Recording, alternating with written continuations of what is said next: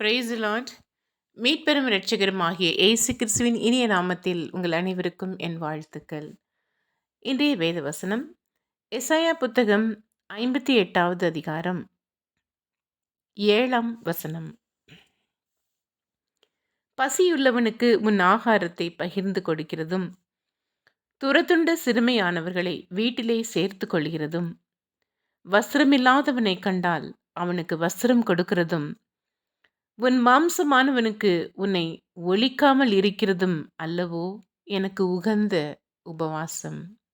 அல்லேலூயா. உபவாச காலத்தை அனுசரிக்கிற நாம், நம்முடைய உண்மையான உபவாசம் என்ன?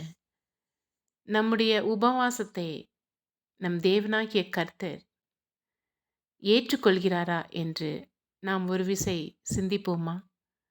பசியுள்ளவனுக்கு நம் ஆகாரத்தை பகிர்ந்து கொடுக்கிறதும், துரத்துண்ட சிறுமை எளிமையானவர்களை வீட்டில் சேர்த்து கொள்கிறதும், வஸ்திரமில்லாதவனை கண்டால் அவனுக்கு இன்று நாம் வஸ்திரம் கொடுக்கிறோமா?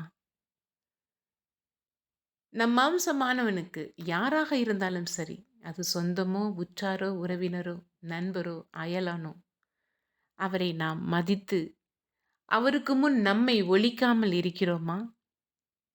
இவையெல்லாம் தேவனுக்கு உகந்த உபவாசமாய் இருக்கிறதுனால் நம்மை நாமே ஆராய்ந்து பார்ப்போமா?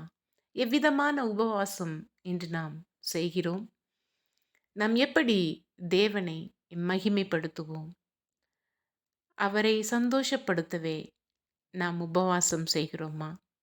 அல்லது நமக்காக, தேவைக்காக, பாரம்பரியத்திற்காக செய்கிறோமா என்ற கேள்விகளை நாம் இன்று எழுப்புவோமா?